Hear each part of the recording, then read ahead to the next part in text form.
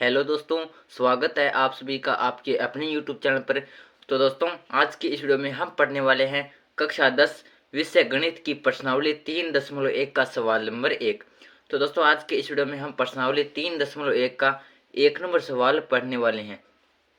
तो दोस्तों, चलिए इस वीडियो को करते हैं स्टार्ट और पढ़ते हैं अपना प्रश्नावली 3.1 का सवाल नंबर 1। और दोस्तों, वीडियो में आगे बढ़ने से पहले आपसे रिक्वेस्ट है कि वीडियो को एक लाइक कर दीजिए और चैनल को सब्सक्राइब कर दीजिए। तो दोस्तों, चलिए अब पढ़ते हैं अपना सवाल नंबर 1। और दोस्तों, 1 नंबर सवाल है कि आफताब अपनी पुत्री से कहता है कि 7 वर्ष पूर्व मैं तुमसे 7 गुनी आयु का था। तो दोस्तों, आफताब है वो अपनी पुत्री से कहता है कि आज से 7 वर्ष पूर्व मैं तुमसे 7 गुनी आयु का था। तो दोस्तों, सबसे पहले तो हमें यहाँ पर देखना होगा कि हमें जो आफताब है और आफताब की पुत्री है, इन दोनों की हमें वर्तमान आयु तो अभी तक मालूम नहीं है। तो सबसे पहले तो हम क्या करेंगे कि इनकी वर्तमान आयु मानेंगे। तो लिखेंगे माना आफताब की वर्तमान आयु, माना आफताब की वर्तमान आयु बराबर एक्स वर्ष। मान लेते हैं कि आफताब की जो वर्तमान आयु है वो एक्स वर्ष है। और इसी प्रकार माना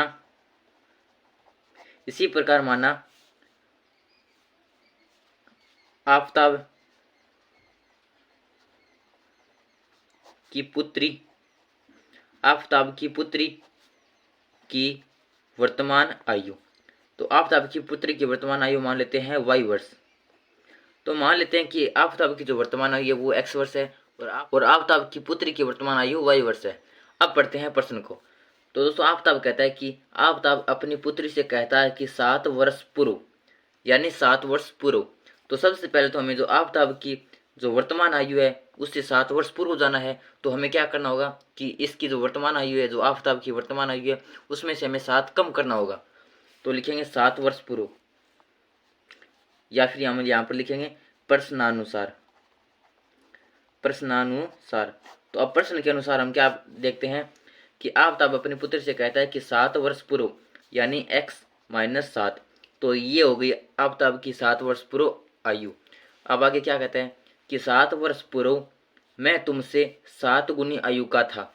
तो दोस्तों, आफताब कहता है कि आज से 7 वर्ष पूर्व जो मेरी आयु थी वो तुम्हारी आयु की 7 गुनी थी। यानी ये है आफताब की आयु और ये बराबर थी, हमें 7 वर्ष पूर्व में जाना है। तो जो आफताब की जो पुत्री की आयु है वो भी 7 वर्ष कम करनी होगी। तो ये भी 7 वर्ष कम करेंगे। अब दोस्तों, इसके अंदर क्या कहा गया है कि जो आफताब की जो ये आयु थी 7 वर्ष पूर्व, ये बराबर थी जो आफताब की जो पुत्री की आयु थी उसकी 7 गुनी थी। तो हमें इसको 7 से गुणा करना होगा, तो अब ये दोनों बराबर होगी, क्योंकि हमें यहाँ पर कहा गया है कि 7 वर्ष पूर्व मैं, यानी आफताब कहता है कि मैं तुमसे, यानी अपनी पुत्री को कहता है कि मैं तुमसे 7 गुनी आयु का था। तो 7 गुना बड़ा कौन था? तो 7 गुना बड़ा था उसका पिता बड़ा था। तो हमें इन दोनों को बराबर करने के लिए उसकी जो पुत्री की आयु थी उसको 7 से गुणा करना पड़ेगा। तो इस प्रकार ये होगा हमारा x-7 बराबर 7 इंटू y-7। अब यहाँ पर इसको सोल्व करेंगे तो ये तो रहेगा हमारा x-7 बराबर, इस 7 का अंदर गुणा कर देंगे तो 7 का y के साथ गुणा तो 7y माइनस 7 का 7 के साथ गुणा तो 7×7 = 49। अब यहाँ से ये x का x, ये 7y इधर प्लस का है, इस तरफ लेकर आएंगे तो 7y माइनस का हो गया, और ये माइनस का 7 और ये इधर माइनस का 49 है, इस तरफ आएगा तो प्लस का 49 बराबर 0। तो यहाँ से x माइनस 7y, अब ये माइनस का 7 और ये प्लस का 49, तो 49 में से 7 घटाएंगे तो 49 में से 7 माइनस करेंगे तो दोस्तों ये आ गया हमारे पास 42, प्लस का 42 बराबर में 0। तो दोस्तों ये आ गई हमारी 1 नंबर समीकरण। इसको नाम दे देते हैं हम 1 नंबर समीकरण। एक बार इसको हम 1 नंबर समीकरण नाम दे देते हैं। अब आगे प्रश्न पढ़ते हैं। यहाँ तक तो हमने सोल्व कर लिया। इसके बाद कहा गया कि अब से 3 वर्ष बाद, यानी आफताब कहता है कि अब से 3 वर्ष बाद, तो हमें जो आफताब की आयु है उसके अंदर 3 ऐड करना होगा, क्योंकि अब से 3 वर्ष बाद की बात हो रही है। तो ये तो है। अब लिखेंगे पुनः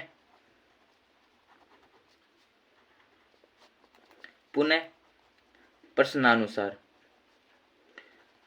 हम यहाँ पर ये बात फिर से प्रश्न के अनुसार लिख रहे हैं, और प्रश्न के अनुसार क्या लिख रहे हैं कि आज से 3 वर्ष बाद, तो ये तो आफताब की वर्तमान आयु है, और आज से 3 वर्ष बाद, तो ये इसके अंदर 3 ऐड कर दिया, तो ये होगा हमारा 3 वर्ष बाद की आयु।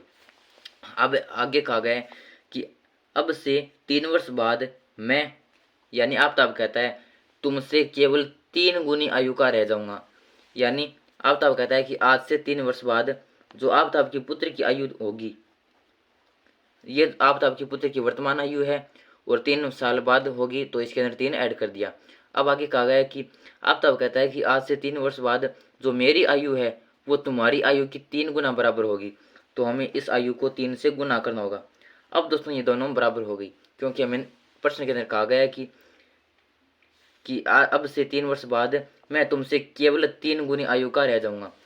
तो इस प्रकार तो हमने यहाँ पर जो आफताब की आज से 3 वर्ष बाद जो आयु है वो बराबर कर दी जो आफताब की पुत्र की आयु होगी उसकी 3 गुनी के बराबर। तो अभी इसको भी थोड़ा सोल्व कर लेते हैं। तो ये होगा हमारा x प्लस 3 बराबर 3 का अंदर गुणा कर देंगे 3y प्लस 3 का 3 के साथ गुणा, तो 3 3 9। अब यहाँ से x इधर 3y प्लस का इस तरफ आएगा तो माइनस का 3y, ये प्लस का 3 और ये प्लस का 9 है इस तरफ आएगा माइनस का 9 बराबर में 0। अब यहाँ से x माइनस 3y 3 माइनस 9, तो दोस्तों यहाँ पर ये तो माइनस का 9 है और ये 3 है, तो 3 में से 9 घटा नहीं सकते, 9 में से 3 घटाएंगे, तो 9 में से 3 घटाएंगे तो बचेगा 6, लेकिन 6 किसका बचेगा, माइनस का, तो ये बचेगा माइनस का 6 बराबर 0। और इसको एक बार नाम दे देते हैं समीकरण नंबर 2। अब दोस्तों आगे प्रश्न में क्या पूछा गया वो देखते हैं। अब आगे कहा गया है कि इस स्थिति को बीजगणितीय एवं ग्राफीय रूपों में व्यक्त कीजिए। अब दोस्तों में कहा गया है कि ये जो 2 स्थितियां दी गई यहाँ पर, पहली स्थिति तो हमारी ये है कि आफताब अपने पुत्र से कहता है कि 7 वर्ष पूर्व मैं तुमसे 7 गुनी आयु का था, पहली स्थिति तो ये है। और दूसरी स्थिति है कि अब से 3 वर्ष बाद मैं तुमसे केवल 3 गुनी आयु का रह जाऊंगा। इन दोनों स्थितियों को दोस्तों में क्या करना है, बीजगणितीय में भी व्यक्त करना है और ग्राफ के अंदर भी व्यक्त करना है। तो दोस्तों बीजगणितीय में तो हमने व्यक्त कर दिया, इसे बोलते हैं बीजगणितीय कि x और y में व्यक्त करना। तो दोस्तों ये तो हो गया हमारा बीजगणितीय में व्यक्त, ये जो 2 समीकरणें बनी है यही हमारी बीजगणितीय है। तो अब हम यहाँ पर अंत में लिख देंगे कि अतः, अब यहाँ पर लिख देंगे कि अतः दी गई दोनों स्थितियों को बीजगणित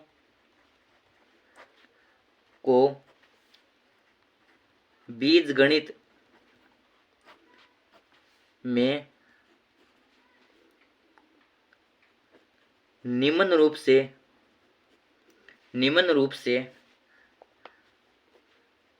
रूप से क्रमशः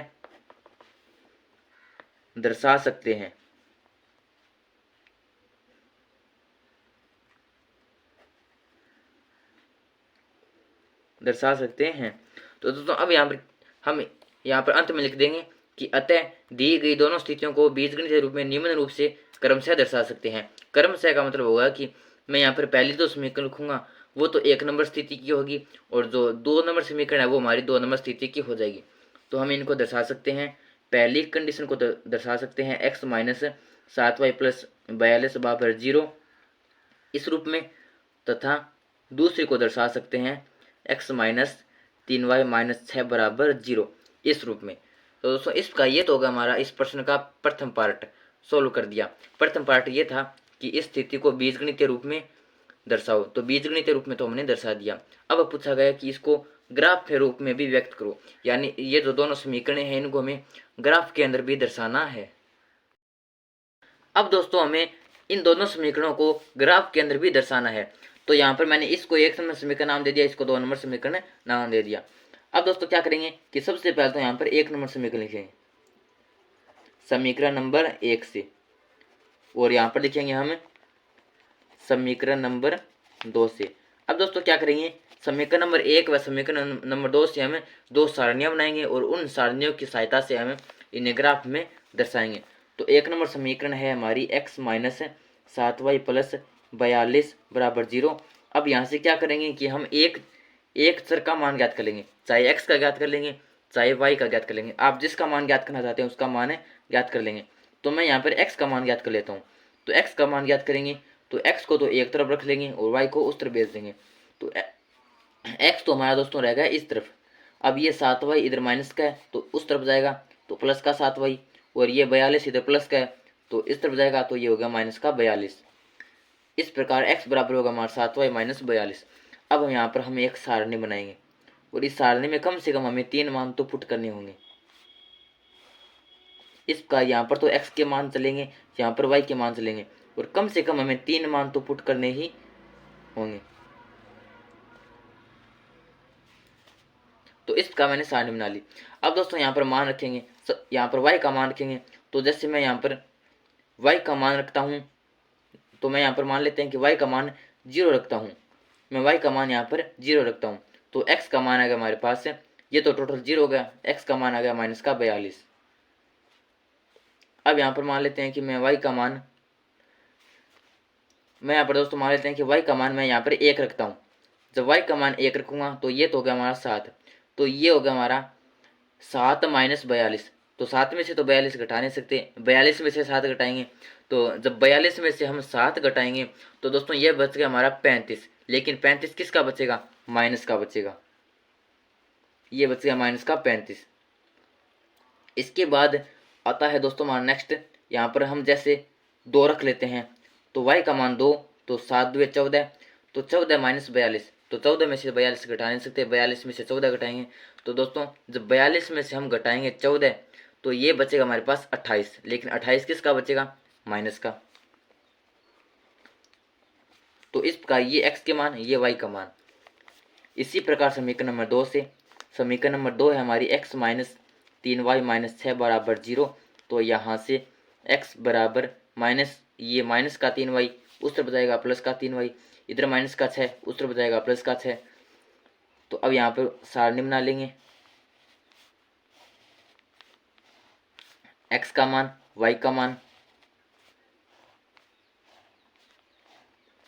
यहाँ पर हम y का मान पुट कर देंगे 0, तो ये टोटल 0 हो गया तो x का मान आ गया 6। यहाँ पर y का मान पुट कर देंगे 1, तो यह होगा हमारा 3 इंटू 1 यानी 3, 3 प्लस 6 यानी 9। इस प्रकार यहाँ पर y की जगह पुट कर देंगे 2, तो 3 2 6, 6 6 12, तो y का मान, x का मान आ गया 12। तो इस प्रकार दोस्तों मैंने यहाँ पर दोनों सारणियाँ बना ली। इसके बाद अब दोस्तों आपको इस प्रकार एक ग्राफ खींच लेना है।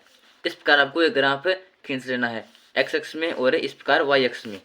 और दोस्तों हम यहाँ पर देखते हैं, कि जो हमारी सारणी है, इस सारणी के जो x के मान है वो बड़े बड़े मान है, यहाँ पर 28 तक चले जा रहे हैं। तो दोस्तों हम यहाँ पर जब एक खाने में जब 1 मानेंगे, जैसे यहाँ पर 1, यहाँ पर 2, यहाँ पर 3, तब तो हमें हमारे यहाँ पर ये जो संख्या है ये पूरी नहीं होगी। तो मैंने क्या किया, मैंने यहाँ पर एक खाना है उसको मैंने यहाँ पर x अक्ष में 10 मान लिया, एक खाने में मैंने यहाँ पर 10 मान लिया।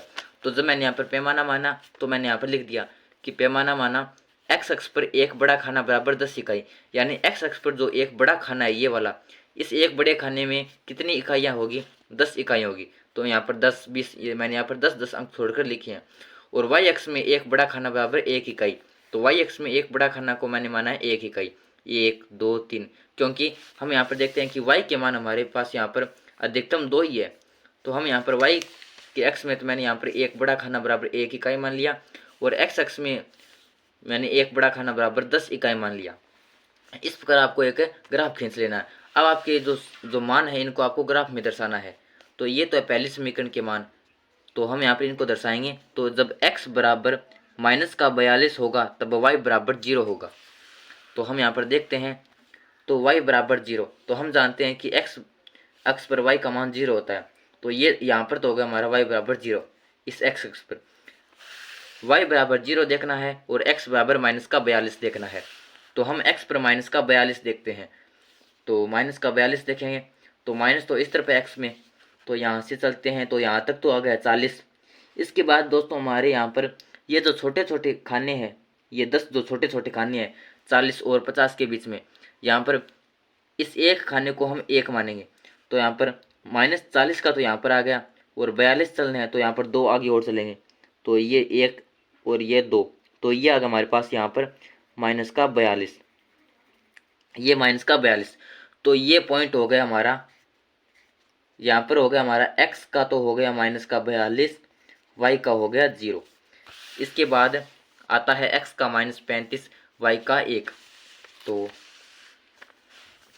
x का तो -35, तो -30 तो यहाँ पर आ गया।